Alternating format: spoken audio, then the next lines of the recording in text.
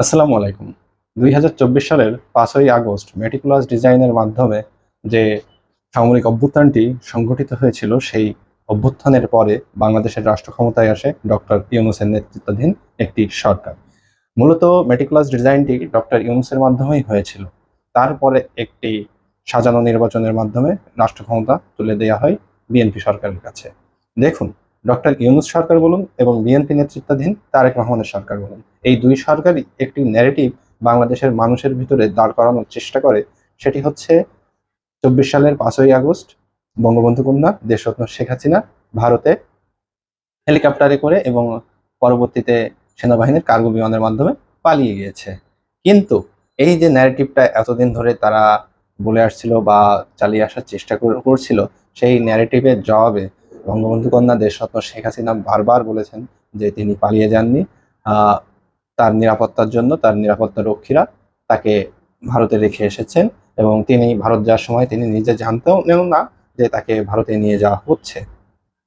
তো তার এই কথা যে সরকার বাংলাদেশের রাষ্ট্রীয় ক্ষমতায় ছিল তারা কখনোই মেনে নেয় নাই। তারা সবসময় চেয়েছে যেটা বাংলাদেশের মানুষের মাঝে ছড়িয়ে দিতে, যে দেশরত্ন শেখ হাসিনা পালিয়ে গিয়েছেন, তিনি আর বাংলাদেশে কখনো আসবেন না। এমনকি একটি আহ, বিচার নামক নাটক মঞ্চস্থের মাধ্যমে জননেত্রী শেখ হাসিনাকে মৃত্যুদণ্ডের রায়ও কিন্তু দিয়েছিল অন্তর্বর্তী সরকার।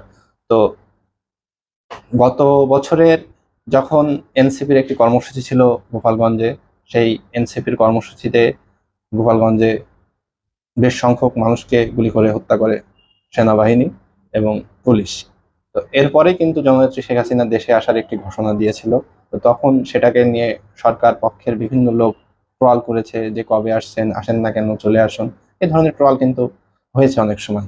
জননেত্রী শেখ হাসিনা কিন্তু সব সময় বিভিন্ন গণমাধ্যম এবং দলীয় যেসব প্ল্যাটফর্ম আছে সেই প্ল্যাটফর্মে বলে আসছিল যে তিনি দেশে চলে আসবেন যে কোনো সময়, পরিস্থিতি সামান্য স্বাভাবিক হলে চলে আসবে। কিন্তু পরিস্থিতি যখন দেখলেন যে স্বাভাবিক তো হচ্ছেই না, গোপালগঞ্জের এই ঘটনার পরে পরবর্তীতে আওয়ামী লীগের 23 জুন যে কর্মসূচি ছিল, সেই কর্মসূচি উপলক্ষে যে একটি মিছিল হয়েছিল রাজধানীর উত্তরা দিয়াবাড়ি এলাকায়, সেই মিছিলের কিছু নেতৃত্বকে হত্যা করে তুরাগ নদীতে লাশ ভাসিয়ে দেওয়া হয়েছে। 7 জন যুবকের লাশ তুরাগ নদীতে কিন্তু ভাসিয়ে দেওয়া হয়েছিল।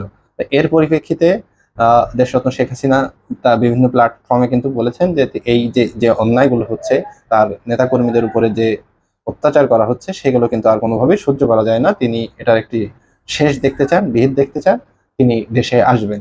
এবং সর্বশেষ তিনি রয়টার্স সহ বিভিন্ন আন্তর্জাতিক গণমাধ্যমে কিন্তু জানিয়েছেন যে তিনি ২০২৬ সালের ডিসেম্বর মাসের মধ্যেই দেশে আসবেন। এবং এটি কিন্তু তিনি চূড়ান্ত করেছেন। তিনি যখন চূড়ান্ত করছেন যে তিনি দেশে আসবেন, তখন সরকার পক্ষ থেকে এবং সরকারের যে পোষ্য বিরোধী দল আছে সেই বিরোধী দলের পক্ষ থেকে বারবার বলা হচ্ছে যে তিনি আসতে চাইলে তো হবে না, তাকে ভারত সরকার প্রত্যার্পণ করবে। প্রত্যার্পণ মানে ভারত সরকার তাকে বন্দি করে, বন্দি বিনিময় যে চুক্তি আছে সেই চুক্তির মাধ্যমে তাকে বাংলাদেশের কাছে হস্তান্তর করবে।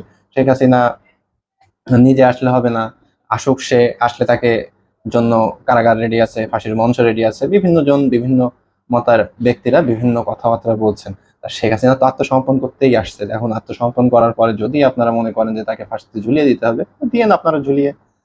তিনি তো বলেইছেন যে আমার জন্য ফাঁসির মঞ্চ রেডি করো, জেলখানায় রাখতে চাইলে জেলখানা রেডি করো। তিনি তো সেটা বলেই দিয়েছেন। আর ভারত সরকার তো তাকে প্রত্যার্পণ করবে না, কারণ ভারত সরকারের তো কোনো বন্দী হিসাবে, কি ভারত সরকারের কাছে বন্দী হিসাবে তিনি নাই। তিনি আছে ভারতের রাষ্ট্রীয় অতিথির মর্যাদায় এবং রাজকীয় মেহমান হিসাবে তিনি ভারতে অবস্থান করছেন। এবং ভারত থেকে আসা সেটা শেখ হাসিনা তার নিজের মর্জিতেই আসবেন বাংলাদেশে। এবং তিনি যেহেতু বলেছেন যে তিনি এসে আত্মসমর্পণ করতে চান তার নেতাকর্মীদের নিয়ে, তিনি অবশ্যই আত্মসমর্পণ করবেন। এবং আপনারা যদি ভেবে থাকেন যে শেখ হাসিনা আসবে আর শেখ হাসিনাকে ধরে নিয়ে যে ঝুলিয়ে দেবো ডাইরেক্ট, এটা যদি আপনারা ভেবে থাকেন, এটা আপনারা বোকার স্বর্গে বাস করে দিবা স্বপ্ন দেখছেন, এটা বলবো। কারণ শেখ হাসিনা যখন বলছেন যে তিনি আত্মসমর্পণ করবে, তো শেখ হাসিনা বাংলাদেশে যে কোটি কোটি নেতাকর্মী, ভক্ত অনুসারী আছে, তারা তো আর চুপ করে বসে থাকবে না। আপনারা তো এমনিও আমাদেরকে আর কি যে এই দেশে বসবাস, স্বাভাবিকভাবে বসবাস করার কোনো উপায় রাখেন নাই, যে আমরা ওপেনে ঘুরে বেড়াবো, এরকম পরিবেশ পরিস্থিতি তো রাখেন নাই। আমরা যাদের নামে বিভিন্ন নেতাকর্মী, আওয়ামী লীগের একদম তৃণমূলের নেতাকর্মীর নামে মামলা আছে। প্রত্যেকটা থানা উপজেলায় হাজার হাজার নেতাকর্মীর নামে মামলা দায়ের করে রেখেছেন জ্ঞাত অজ্ঞাতভাবে। তো কোনো নেতাকর্মী তো মামলা বাদে নেই, যারাও মামলা বাদে আছে তাদের নামেও তো অজ্ঞাত মামলা আছে। তো শেখ হাসিনা যেহেতু আত্মসমর্পণ করবে, সেহেতু আমরাও তো আত্মসমর্পণ করবো। বাংলাদেশ আওয়ামী লীগের সভানেত্রী বঙ্গবন্ধু দেশরত্ন শেখ হাসিনা যদি, তো স্ব উপজেলায় থানায় সবাই তো আত্মসমর্পণ করবে, আদালতে আত্মসমর্পণ করবে। তো সেই চাপ কি আপনাদের নেওয়ার মতো ক্ষমতা আছে?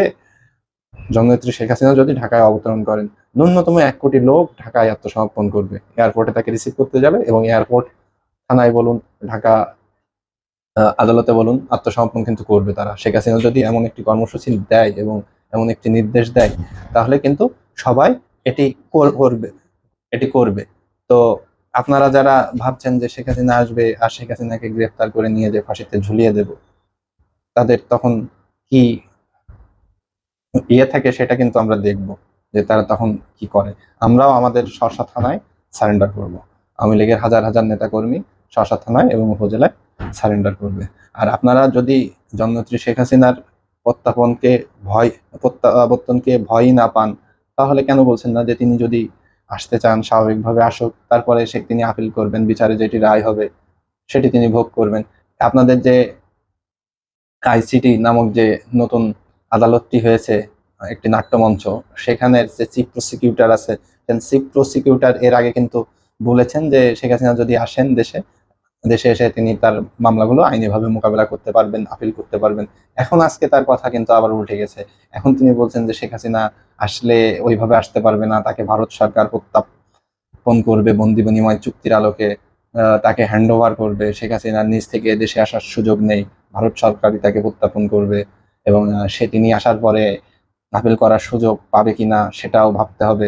তো জননেত্রী শেখ হাসিনাকে ফাঁসির ভয় দেখিয়ে কোনোভাবেই তাকে আটকে রাখা যাবে না, তার নেতাকর্মীদেরকেও আটকে রাখা যাবে না। শেখ হাসিনাকে যদি আপনারা ভয় না পান, শেখ হাসিনার যদি সত্যিকার অর্থে বিচার করতে চান, শেখ হাসিনার দেশে আসার পথ সুগম করার জন্য ট্রাভেল পাস থেকে শুরু করে সবকিছু ইস্যু করার ব্যবস্থা করেন। আর আপনারা যদি এটা নাও করেন, তবুও জেনে রাখুন শেখ হাসিনা দেশে আসবে, এবং শেখ হাসিনা যেহেতু বলেছেন তিনি বঙ্গবন্ধু কন্যা, তিনি অবশ্যই এই দেশে আসবেন, এবং তিনি এদেশে মাথা উঁচু করেই আসবেন, এবং তার সাথে তার নেতাকর্মীদের যা যা করা লাগে তাই করবেন। আর শেখ হাসিনা বাংলাদেশ আওয়ামী লীগের সভানেত্রী, তিনি নিশ্চয়ই কোনো এমন ডিসিশন নেবেন না যেটা তার দলের জন্য আত্মঘাতী হয়। আপনারা যদি ভেবে থাকেন যে তিনি কোনো আন্তর্জাতিক যে বন্ধু রাষ্ট্রগুলো আছে তাদের সহযোগিতা না নেন, কিন্তু তাদের যে সাহায্য সহযোগিতা একেবারে আওয়ামী লীগের প্রতি থাকবে না, সেটা কিন্তু এমনটি হবে না। তিনি বোকা নন যে তিনি এসে ফাঁসির দড়িতে ঝুলে যাবেন আর তার দল নিঃশেষ হয়ে যাবে।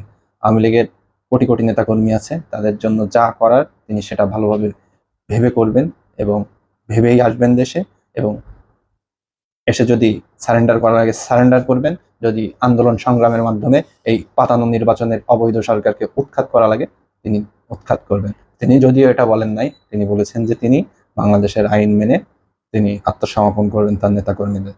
তো আমরাও যারা আছি, তার নেতাকর্মী যারা দেশে আছে, কোটি কোটি নেতাকর্মী, তারাও স্ব থানায় হলে স্ব থানায়, এবং জননেত্রী শেখ হাসিনা যদি নির্দেশ দেয় যে তোমরাও আসো ঢাকায় এসে ঢাকার আদালতে আত্মসমর্পণ করে, তো ঢাকার আদালতে বা থানায় আত্মসমর্পণ করবে সবাই। ভালো থাকবেন সবাই। জয় বাংলা, জয় বঙ্গবন্ধু। আল্লাহ হাফেজ।